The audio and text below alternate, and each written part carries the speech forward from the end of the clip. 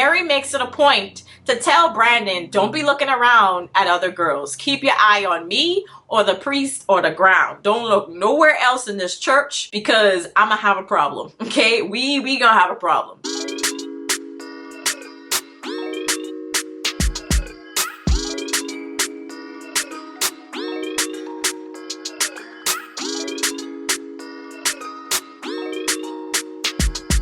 What is up, you guys? Welcome back to the channel. It's your girl JD here, back with another video. So today we're going to be talking about 90 Day Fiance the other way. I believe this is now season 5 that they're on, and I already did a recap, but it was more so focused on 2 couples in particular, and that was TJ and Kimberly, and also Brandon and Mary. If you guys want to check that out, I'll link it in the corner here.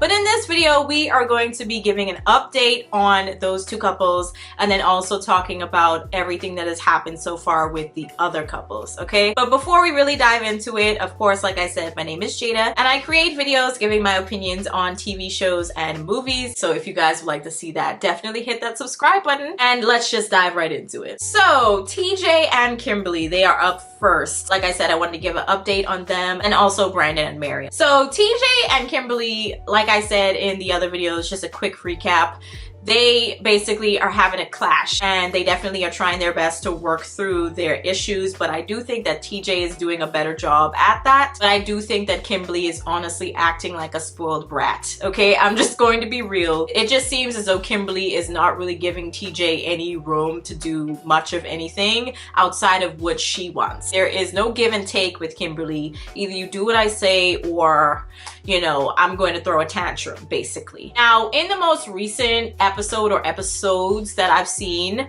it looks as though they're trying to talk a little bit more, but they're still arguing here and there. And one thing that definitely stood out to me was when TJ's brother, I forgot his name unfortunately, but TJ's brother tried to have a conversation of sorts with what happened the other day between her and TJ. And he was just trying to express to Kimberly, like, hey, you really need to have some wiggle room for TJ because he's doing all of this. He's taking out a loan to basically build you guys some type of house, some place to live once you guys get married, and you seem to not be grateful for any of what he's doing, okay? Any of what he's sacrificing. And in response to this, you know what Kimberly says? You know what Kimberly says? She says, I'm giving up my entire life in America to come to India and live with him. And it's just like, okay, that's what you decided to do. Like, it just doesn't make sense. I don't understand how you could use that as leverage when that's what you chose to do. You chose to not only be in a relationship with someone that lives halfway across the world, but you also chose to marry him within just a couple of months of knowing him. So I'm just not understanding. I understand that it is a sacrifice on her end. However, the fact that as soon as you come to India, as soon as you touch down, you guys have an argument about all the work and progress that he's been trying to make with regards to the apartment that you guys are going to live in after you get married. And on top of that, because she's not from India and because she isn't in India at all leading up to this point, TJ's parents had to be the ones to plan and also pay for all of this stuff. Okay, TJ and his parents together had to be the ones to come up with all this money to try and pay for what's going to be happening with your wedding celebrations. Okay, so it's just ultimately really wild to me that Kimberly could actually act so tone deaf in that moment for me. So that's where we're at. So TJ's brother and Kimberly end up having a blow up situation, understandably so, because some things were said, okay, and they weren't really taken well. I think some insults had definitely been hurdled as well, or at least taken as such. And yeah, it just didn't end well. And I think TJ, Kimberly, and TJ's brother ended up having a discussion shortly after that with regards to obviously TJ's brother and how he talked to Kimberly. So that didn't really go well. TJ's brother ended up walking off from the situation. And yeah, I don't think they've talked really since. So it's hella awkward. It's very awkward. But let's move on to Brandon and Mary. So as discussed in the previous video, Definitely go watch that if you haven't seen it yet, okay? But Brandon and Mary are super toxic, okay? I do not think that they should be together at all. The fact that they found each other is problematic, okay? Brandon has now made his way over to the Philippines to hang out with Mary, and it's been very interesting ever since he touched down. You would have thought that because of Mary's jealousy issues and with regards to him not being around Mary all the time for her to keep an eye on him, you would think that it wouldn't be an issue now that she can. You know, she can see him in person. He's there in the Philippines. You would think, you know, they wouldn't have any issues anymore. But wrong, okay, wrong. It gets worse. It gets way worse. And a lot of things come out that we didn't know.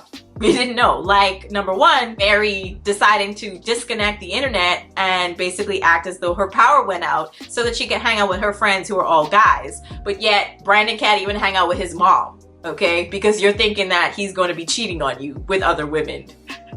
And it's just like, oh my God, I can't. What gets me on top of that is how manipulative Mary is, because she just starts crying.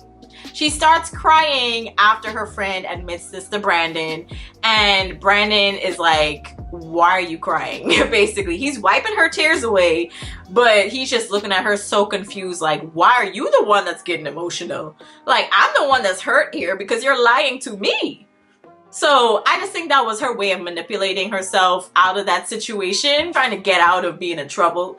But yeah, it's never really rehashed, okay, after that. He forgives her, it seems, but they have more issues when Mary decides to take Brandon to church. Brandon's looking around because, you know, he's never really been in a church like this, or at least I think he hasn't really been in a church in a while. I'm not sure what he said about that situation, but he said that religion has never really been important to him like that, but he would try to make it a point to go if it's important to Mary, right? Which I thought was sweet. But what I find interesting is that Mary makes it a point to tell Brandon, don't be looking around at other girls. Keep your eye on me or the priest or the ground. Don't look nowhere else in this church because I'm gonna have a problem, okay? We gonna have a problem. Brandon makes it a point after this whole situation to have a conversation with her, and he's just like, you know what, this has to stop, okay? This is getting really ridiculous because you can't just be bossing me around. And I think he said something along the lines of, you have to be okay with knowing that I'm going to come back to you. Even if I talk to someone or I look at someone that isn't you, you have to know that I'm not just going to leave you because of that. And I personally think like that's pretty reasonable, because it's really crazy. It's really crazy that you really are asking this man to not see his mom because his mom lives with other women. You're also asking him to constantly be on the phone with you so he can't have a job. Also, you know, he can't be on a plane next to a girl that he doesn't even know. He doesn't even have control of who he sits next to. You're about to break up with him because he's on a plane next to a girl that he does not know. Wild. Okay, so yeah, that was a much needed conversation. And again, she starts crying, hyperventilating. The producers are like, okay, we're gonna give her an inhaler. Brandon kind of walks away to give her some space. But I personally think, even though she might be, you know, having like something really serious going on health-wise, I hope it's not, but I personally think that she needs therapy. I'm going to be really honest. She seems to have abandonment issues because of her parents not really being there. Her grandparents were the one to raise her. But at the same time, that's not Brandon's fault. I think obviously she needs help. Brandon has his issues too. I even mentioned that in my other video. I do think here and there he might have some issues that he needs to work on. But I personally think that Mary's toxic traits are definitely way more visible. So I think both of them should benefit from some therapy, but I think that definitely Mary, she needs it a lot more, okay? Now let's hop into Danielle and Johan. I have of course talked about them in previous 90 Day Fiance videos that I've done. I even did a video specifically about them. If you guys want to check it out, I'll link it in the corner here. But I'm honestly surprised after the season finale of the last season that they were in that they're actually still together, because in that season finale, Johan basically said that he was done with his marriage to Danielle. So they're still together, and it looks as though they're now trying to entertain the idea of Danielle actually getting pregnant and having kids. However, Danielle is pretty up there in age, age, and Johan is not really fully grasping or understanding what she's trying to explain to him about how her age affects her ability to get pregnant naturally. And the doctors have even said, you know, in terms of fertility, the chance of her getting pregnant, you know, naturally is extremely low, like almost non-existent. So you might want to consider other options, like obviously surrogacy and, you know, egg donations and stuff like that. Johan is not really grasping what it is that he's asking of her. But that's pretty much all I have to say on them. It was really short. It seems as though they're still arguing about little things here and there. Also, Johan doesn't seem to have a job anymore. He had to give up his butcher shop because I think he was renting it out, but something ended up changing and he had to end up moving out of the building. I'm not entirely sure if I have that correct, but I believe that's what was said. But yeah, he doesn't have the butcher shop. He doesn't have his other job. So yeah, I think he had another job as a trainer, I think. So I believe at some point they would like to converge because Danielle does yoga classes online and also Johan is a trainer. So I think at some point they would like to work together, but I don't know how that's going to work out either because they bicker about little things all the time. So working together is definitely going to add a lot more stress to that relationship and they really don't need that right now. But that's all I have to say about them. Let's move on to Holly and Wayne. Now, in my last video, I did talk a little bit about them. I have a lot more to say this time around because I have seen a few more episodes. But in short, Wayne lives in South Africa. Holly comes over with her mom to meet up with Wayne and then eventually, okay, hopefully get married. But they're definitely having some issues with regards to safety because Wayne had actually been broken into a few times.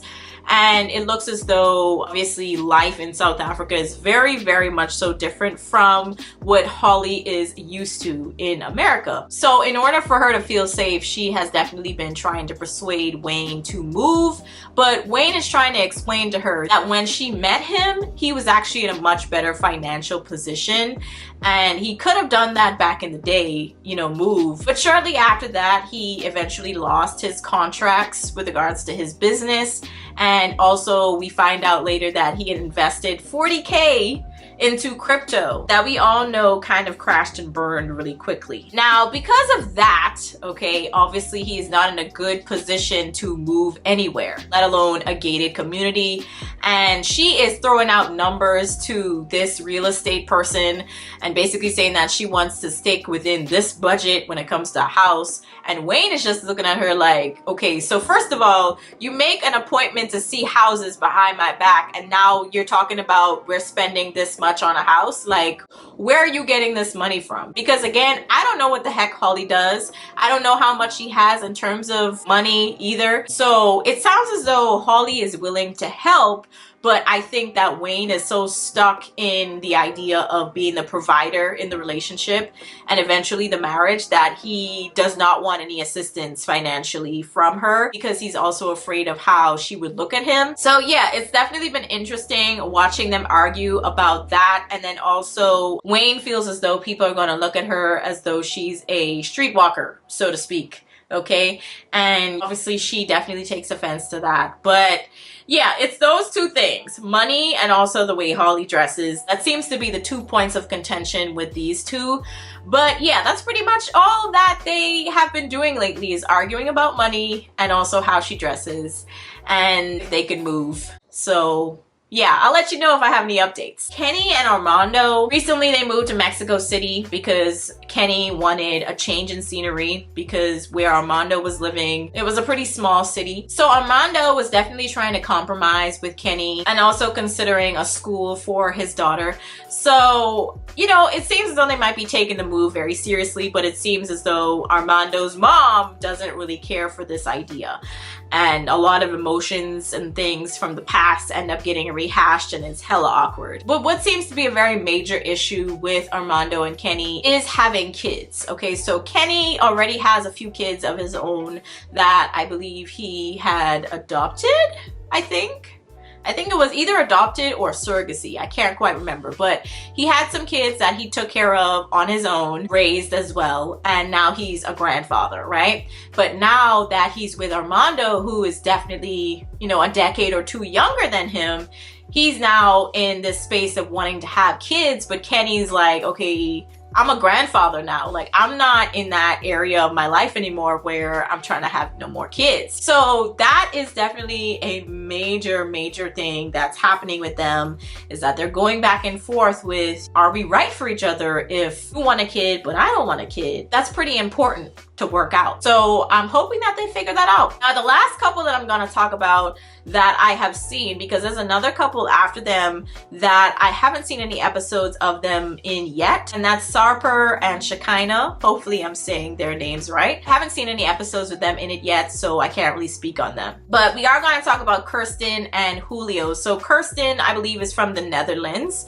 Julio, I think, is from New York. Okay. Now, Julio has been saying to Kirsten that he is going to be moving to the Netherlands within a couple of months, but they had agreed that Kirsten was going to come over to the US to meet Julio's family first. Okay. Now, because of this visit, there definitely seems to be a lot of questions flying around with Julio maybe not coming to the Netherlands anymore, okay, to move there. Anyway, Kirsten meets up with Julio's mom. That's like her first family visit.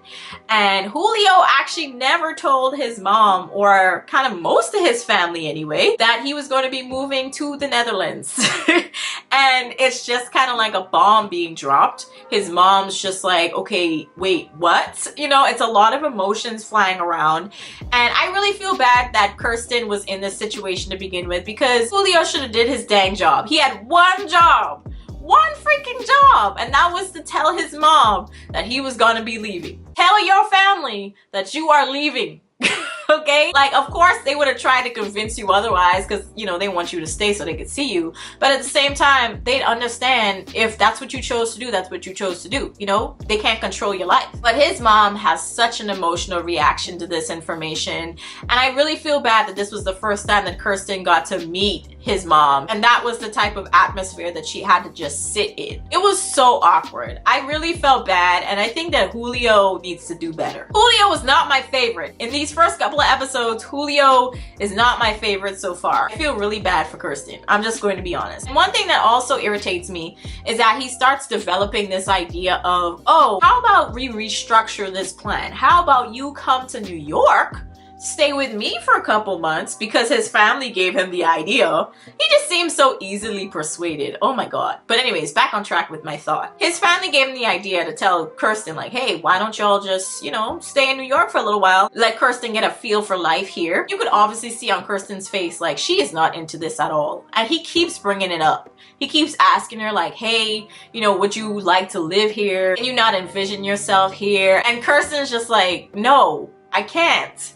I want to go home, and you need to come to the Netherlands like you said you was gonna do, god dang it. She was sticking to her guns on this one, and you could definitely see that throughout the time that she was there, because I think she was in New York for a couple of weeks visiting, and you could see all over her face that she was really getting irritated day by day, okay? More and more just upset with Julio and how he was just changing the plans because of a couple of things that his friends and family was saying to him. One other thing that seemed to come up was that if he does move to the Netherlands to stay, should they live together? And it's like, why is that even a question? You guys have been together for at least a year, I would say. I think it was at least a year at this point, or two. You guys have been together for quite some time. You know each other. And whenever Julio came to the Netherlands to visit, he also stayed with her for weeks on end. So the fact that it only took one of his friends to basically put that in his mind for him to now look at Kirsten and be like, hey, would you consider not living together? Of course I would look at him crazy too, because just like, why are you so easily swayed? And then on top of that, Kirsten, she's just like, no, that doesn't make any sense. Why would we do that? What would even be the point of you moving to another country with me? If you're not living with me, like, what was the point? I agree with her. It doesn't make any sense. You might as well just stay in New York and just keep coming to visit me every now and again. Because if you move there, you stay with me. That's that. So I just think that with Julio, he just needs to do a better job with sticking to his guns. Okay, either you're gonna move or you're not gonna move, and you need to let Kirsten go because you're wasting her time. Okay, that's just how I feel personally. Do I think that yes, there should be some give and take in the relationship? Yes, but I just personally think that they shouldn't have to compromise so much of what was already planned and put in the making. You said you were going to come to the Netherlands to move there and stay there with me and then eventually we get married. So why are you changing the plans all of a sudden, you know? But y'all let me know your thoughts on this one down in the comments. I'll catch you guys in the next one. Peace.